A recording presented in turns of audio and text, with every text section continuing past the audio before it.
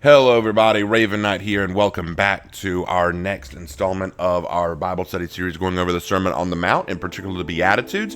Go ahead and turn in your Bible to Matthew 5, verse 5. And while you're turning there, I want to propose a question for you guys. What does it mean to have power?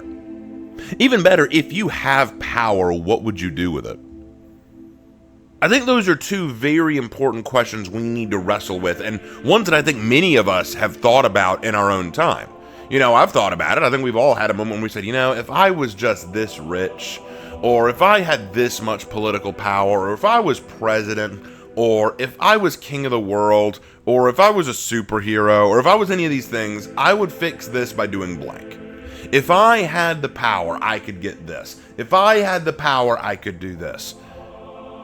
Are you lonely and want a girlfriend or boyfriend? Well, if you had the power to do blank, you could get all the women or men you wanted. Having trouble with your job right now? Man, if I was the boss of my job, I could fix this and this and this and that. Problems that you see in the world? Man, if I was king of the world, I could fix this and this and this and that. We like to think if we had the power, we could do whatever we wanted. And then, of course, there's the way we define who has power. What defines power? Is it money? Do the people with money have all the power? Is it political persuasion? If you're a politician, do you have the power? If you're the right race or gender, do you have all the power? We like to apply power to certain criteria, whether it's monetary restrictions, whether it's political power, racial power, gender power, whether it's whatever. We like to say this person has power. Now, why do we think that? Because it goes back to what the world tries to teach us. There is a worldly virtue, and we don't hear about it a whole lot, but it is one that we have to recognize. The world teaches us power and personal independence over everything. We need power. We need independence. We need self-fulfillment. And the way you get self-fulfillment is to be the one holding all the cards, who has the power. Back in the 1980s, there was this popular basketball player named Charles Barkley. Maybe you guys know the name. And he famously said, "The meek may inherit the earth, but they won't get the ball from me." Now, obviously, he's making a joke. It's obviously a joke, but it is a perfect representation of how the world views meekness versus power. Meekness, as seen by the world, is weakness, powerlessness. What the world wants us to do is take control of our destiny. That is the ultimate message of the world. You need power to control your destiny. If you don't have power, you are at the whim of those who do control your destiny. There is no ifs, ands, or buts about it. You either have the power to control your own life, or you don't have the power to control your own life. Now, the danger of worldly power is that it has the potential to corrupt. How many of you guys have ever heard those who crave power end up being corrupted by it? There's truth in that. Quite often, when we give ourselves over to the desire for worldly power, it leads to something very dark. It can lead us down a very dark road. When we start seeking power just for the sake of power, eventually it gets to the point where it's not enough. We'll want more and more and more. Power becomes a very dangerous thing to pursue, which is why Jesus teaches us something else in Matthew 5, verse 5, which is where we get to the verse today. Blessed are the meek, for they will inherit the earth. Now, I want to get this out of the way right now. Meekness does not equal weakness. Meekness does not equal weakness. What we need to do today, what I want to do with this Bible study, is I want to define meekness for you guys. I want to define meekness. And there are 4 aspects of meekness that we need to understand. The first one, meekness is a spiritual quality. Meekness is a spiritual quality. Now, spiritual qualities are not something we possess or accumulate naturally. Meekness, therefore, is not something we can naturally develop. It's something instilled in us through God in our relationship with Him. In fact, it is written in Galatians 5:22, which I will turn to now. If you have Galatians in your Bible, go ahead and flip to that too, because I want to take a careful look at this.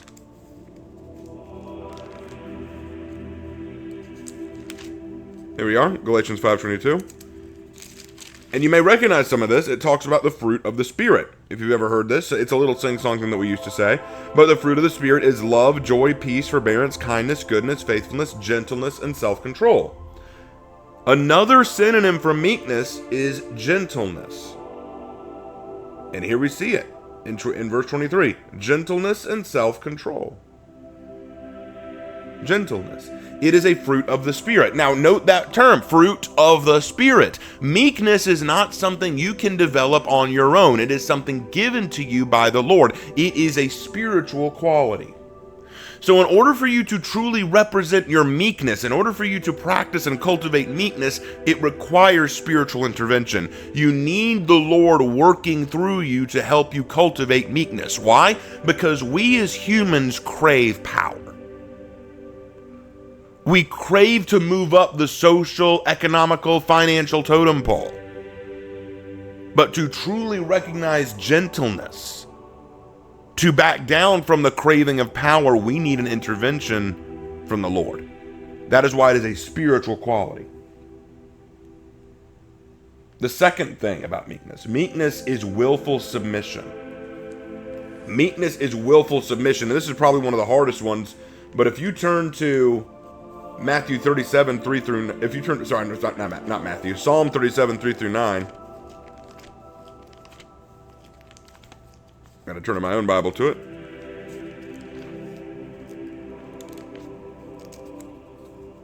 Here it is. It says, trust in the Lord and do good. Dwell in the land and enjoy safe pasture. Take delight in the Lord and he will give you the desires of your heart.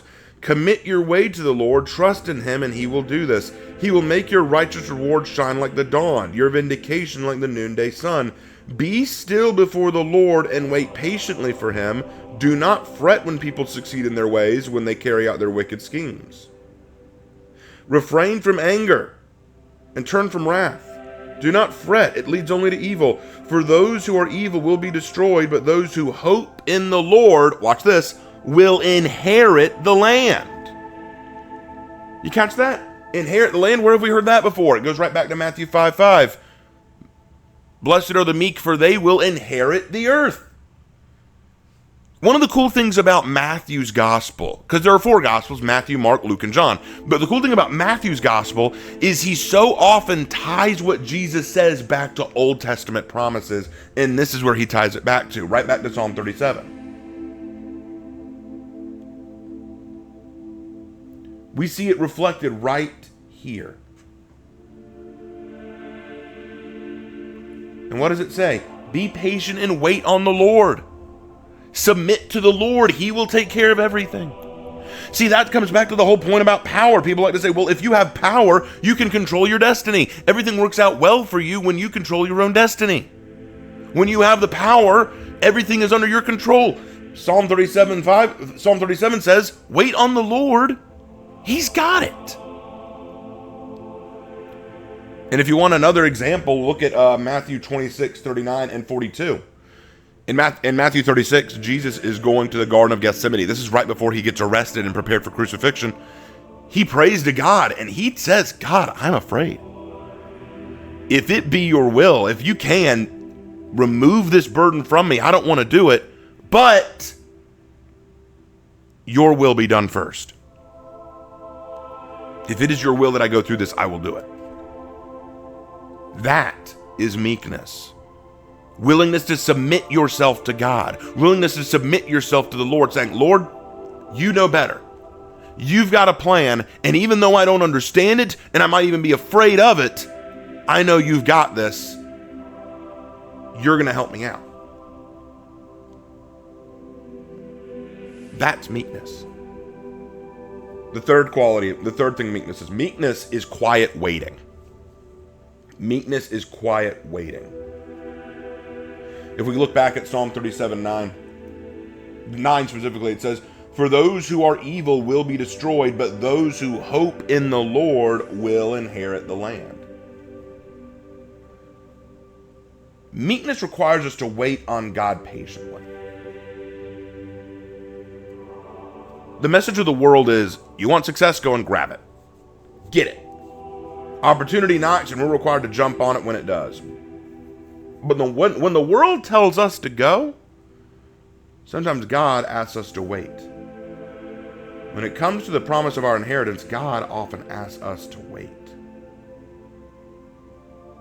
Now, why is that? Well, look at the reward, because we often have to talk about this. One thing that often gets overlooked when talking about the Beatitudes is the reward. Because Jesus said, blessed are the meek, but it doesn't end there. There's more to it. It says, blessed are the meek, for they shall inherit the earth.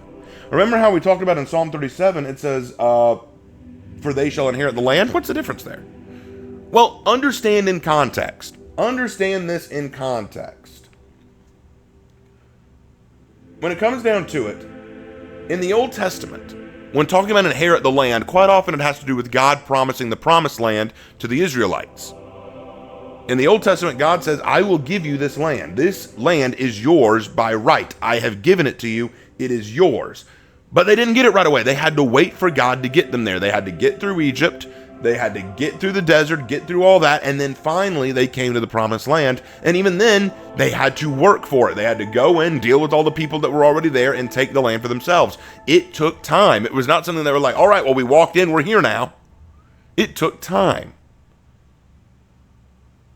But in the New Testament, for us, note that we are inheriting the earth. Now, what does that mean? Well, it takes two verses to talk about this. The first one is, the Bible tells us that we are co-heirs with Jesus. That's Romans 8:17. You don't have to turn there right now, but I'm just giving you a verse to fall back on. In Romans 8:17, we are co-heirs with Christ.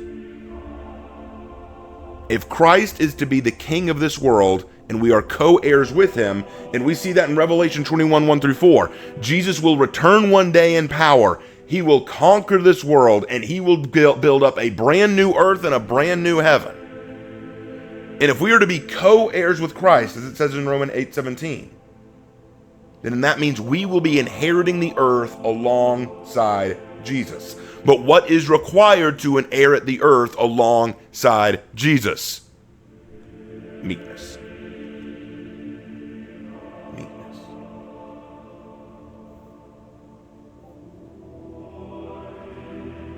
Guys, I want to make this very clear.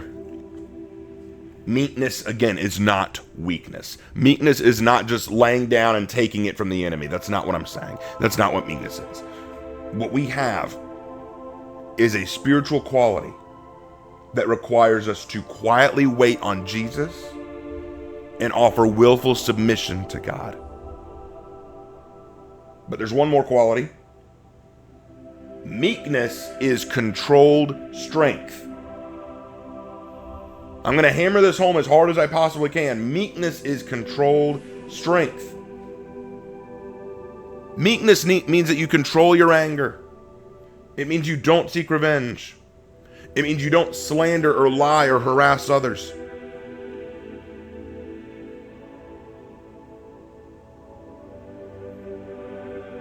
I'll give you an example.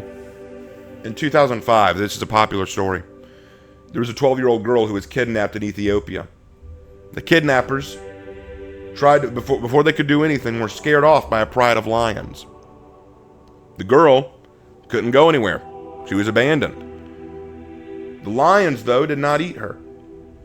They stayed with her and guarded her until authorities showed up and got her. Now let me ask a question. The lions had the power to eat her. They had the power to kill her.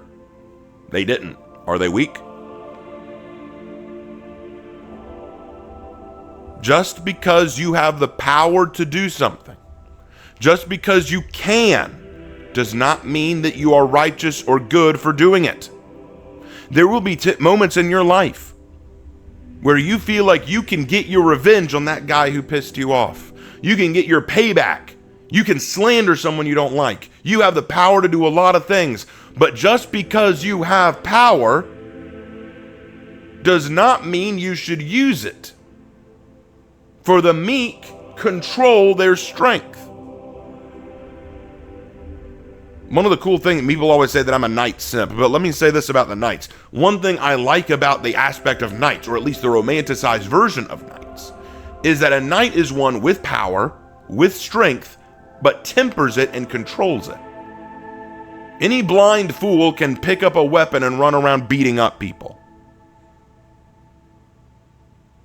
But a knight is supposed to be someone who doesn't do that. They temper and control themselves. So now that we have, now I do want to point this out too. There's another thing we need to point out too. There's a danger. There's a danger in what I just said. There are going to be some people who say, oh, well, you know, if meekness is all about self-control and all this passivity stuff, then how do we bring people the gospel and carry this aspect of meekness? Because there are going to be some people who think meekness means complacency, and it doesn't. Meekness does not mean complacency. It does not mean we overlook or bend to the world. There are going to be some people who say, oh, well, you know, meekness means that we're complacent. We just let the world do what it does. If someone comes to us and they ask a difficult question that we know is wrong, we don't want to hurt their feelings, so we're going to practice meekness and let them get away with it. Not true. My pastor put it like this. Picture for a second, guys, a railroad. Picture a railroad. You know the two rail lines that run alongside it parallel? Those two lines? They have to be perfectly in line with each other, right? They can't be too wide. They can't be too narrow. They have to be just right. You must practice a method of teaching the gospel that is perfectly balanced. Do not be too strict, harsh, or demanding. If you get too harsh or belittling or controlling, if you practice what I often like to call the doomsday sermons or the hellfire sermons, where you tell people, you better convert or you're going to go to hell, you know, that kind of thing. When you start doing that, you're pushing it too narrow. You can't bring people to the gospel that way. You can't bring people to God that way. But there's the other side of that too. When you start saying, oh, well, you know, your truth is okay. You know, you can live in sin. It's okay. We'll allow that in our church. You know, your truth is your truth. Everyone's way is acceptable. God loves you no matter what. That's also too wide. And the railway can't run on that either. You have to live by God's truth with controlled strength, but not no strength at all. Remember, meekness is not weakness. What is meekness? Well, we talked about the 4 qualities. It's a spiritual quality. It's not something you have naturally. You need the Lord to help you cultivate it. It is willful submission, giving yourselves over to God, recognizing you don't have all the power, and you don't need all the power because God's got this. It's quiet waiting. It's being patient and knowing the Lord is going to bless you in the future. It's knowing that in the future, God, you are a co-inheritor with God. You are a co-inheritor with Jesus when this world is remade. When this world is remade new, you will co-inherit it with Jesus. And it's controlled strength. Not weakness, controlled strength. Doing what's right when it's right. Not practicing power because you have it. Practicing power because it's godly to do so.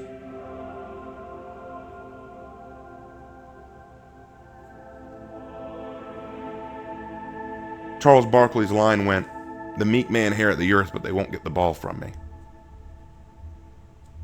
Now, I'd say this. Charles Barkley, you may have the ball, but eventually you will lose it. And that's when the meek inherit it.